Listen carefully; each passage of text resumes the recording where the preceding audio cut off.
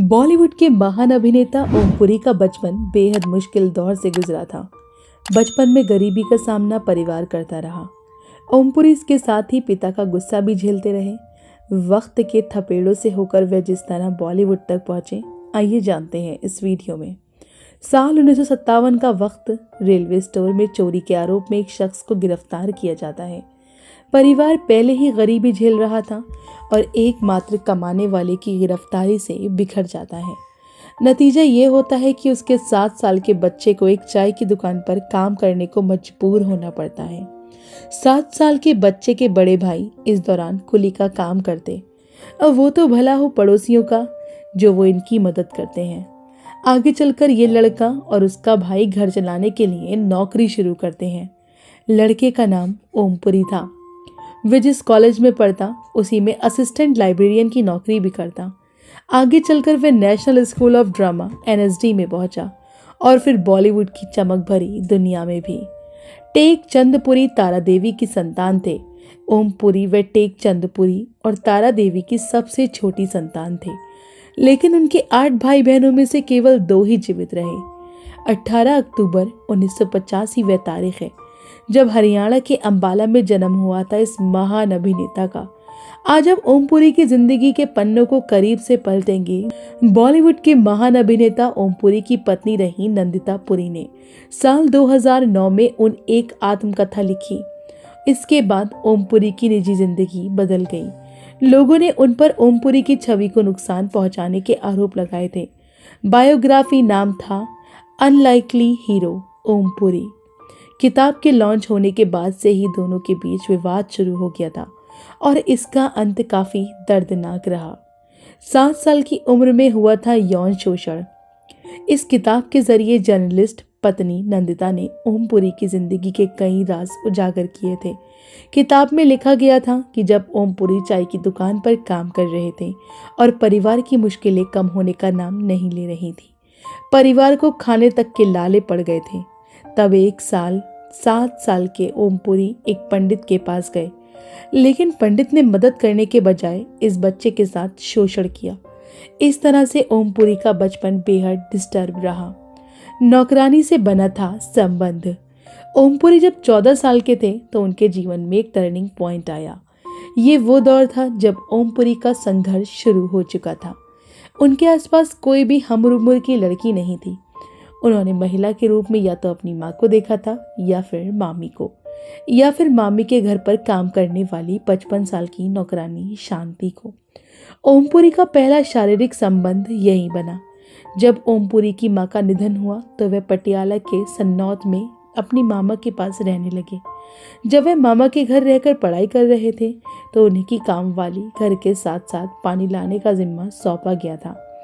वहीं पर ये एक रोज 14 साल के ओमपुरी के साथ 55 साल की कामवाली ने छेड़खानी शुरू की।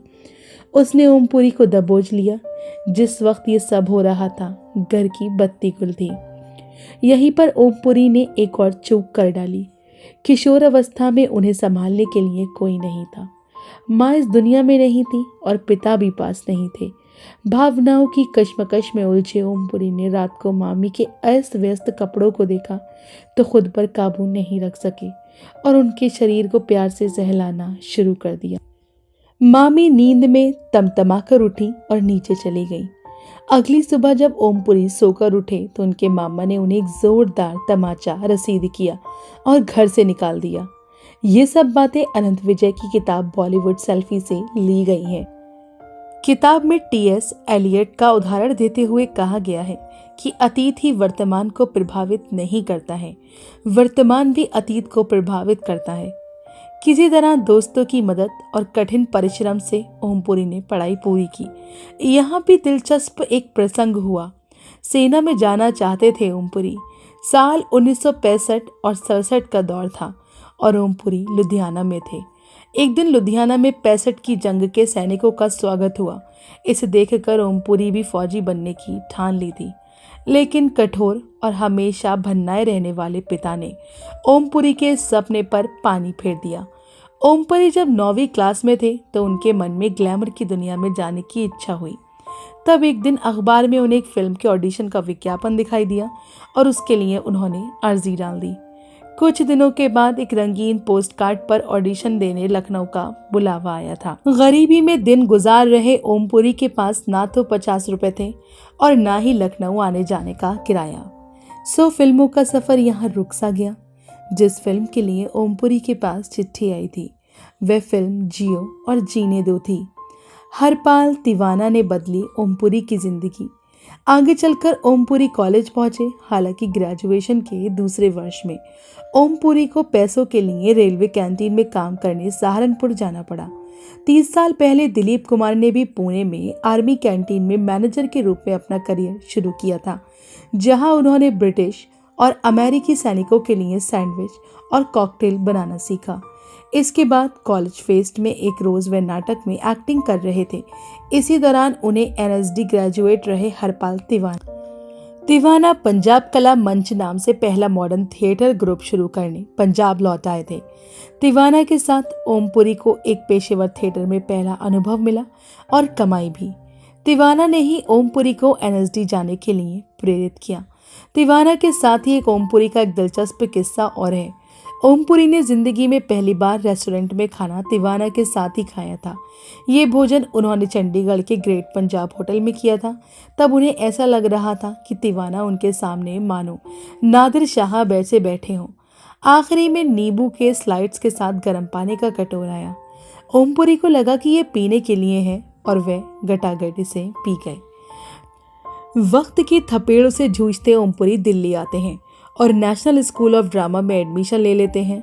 लेकिन यहाँ भी हिंदी और पंजाबी में हुई अपनी शिक्षा को लेकर उनके मन में कुंठिता पैदा होती है। अंग्रेजी उन्हें आती नहीं थी। मन में वापस पटियाला जाने का ख्याल आया। लेकिन तब एनएसडी के डायरेक्टर रहे अब्राहम अलकाजी ने ओमपुरी की परेशानी भांपी और एमके रैना को उनसे बात करके उत्साहित करने का जिम्मा सौंपा। अब मन से कुंठिता और ओमपुरी ने कभी पीछे मुड़कर नहीं देखा। ओमपुरी के साथ एनएसडी में नसरुद्दीन शाह भी थे। 1970 में दोनों एनएसडी आए थे। दोनों उसके बाद एफटीआईआई में चले गए। आर्ट सिनेमा में दोनों को बड़ा नाम कमाया। जब ओमपुरी ने पहली फिल्म दुनिया में एंट्री ली तो नसरुद्दीन शाह ने उन्हें सुझाव दिया कि वे अपना नाम बदलकर विनम्र कुमार या अंतिम खन्ना कर लें। फिर उन्हें उनके मिडिल नेम प्रकाश को यूज करने का सुझाव दिया गया।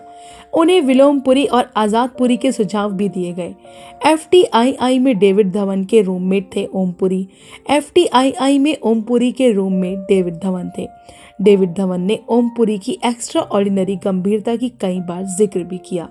धवन को ओमपुरी इतने सीरियस लगे कि वे अपना कमरा भी बदलना चाहते थे। सालों बाद दोनों ने कुंवारा सहित गोविंदा स्टारर कुछ फिल्मों में साथ काम किया। तब वहीं धवन ओमपुरी की कॉमेडी देख हैरान रह गए थे। शायद उन्होंने जाने भी दो यारों को नहीं। एफटीआईआई फर्स्ट ईयर के ब्रेक के दौरान ओमपुरी ने बीवी कारानाथ की चोर चोर छिप जाए फिल्म की, जो बच्चों के लिए थी। इसके लिए उन्हें 3000 रुपए भी मिले। ये तब तक उन्हें मिला सबसे बड़ा मेहनताना था। लेकिन ये रकम पता नहीं उन्होंने कहाँ खर्च कर डाली। एफटीआईआई से पढ़ाई पूरी होने के दौरान उन पर 280 रुपये बकाया थे। एफटीआईआई उन्हें कई बार रिमाइंडर भी भेजे थे, लेकिन उन्होंने ना उसे चुकाया और ना ही डिग्री ली। हालांकि आपको बताते चले कि ओमपुरी का जन्म 18 अक्टूबर 1950 को हरियाणा के अंबाला शहर में हुआ था। उनका नाम ओम राजेश पुरी था। उनके पिता का नाम राजेश पुरी तथा उनकी माता का नाम तारा देवी था।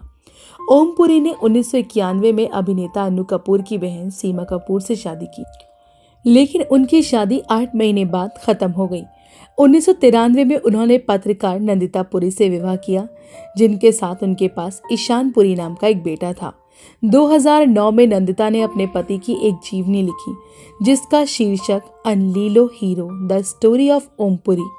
पुस्तक के प्रकाशन पर पुरी ने अपने पिछले रिश्तों को स्पष्ट विवरण में शामिल करने पर अपने क्रोध की बात की। 2013 में नंदिता ने उनके खिलाफ घरेलू हिंसा पर आरोप दायर किया और दोनों ने जल्दी बयान पर न्यायिक अलगाव का विकल्प चुना। बता दें कि बॉलीवुड में धाक जमाने के साथ साथ बॉलीवुड में भी अपनी एक्टिंग का जलवा बिखेरा था। अपने एक्टिंग करियर में उन्होंने City of Joy, Wolf, Brothers in Trouble, The Ghost and the Darkness, Such a Long Journey, The Parole Officer, Happy Now जैसी 20 इंग्लिश फिल्मों में अपने काम से ये साबित किया कि वे हर तरह का काम कर सकते हैं और अपनी कला को साबित कर उन्होंने हॉलीवुड में एक्टिंग का डंका बजाया। लेकिन 6 जनवरी 2017 को हार्ट अटैक के चलते ये चमकता सितारा हमेशा हमेशा के लिए डूब गया। तो दोस्तों अभी के लिए बस इतना ही। मिलते हैं अगली वीडियो में, तब तक के लिए अपना ध्यान रखना। Bye bye.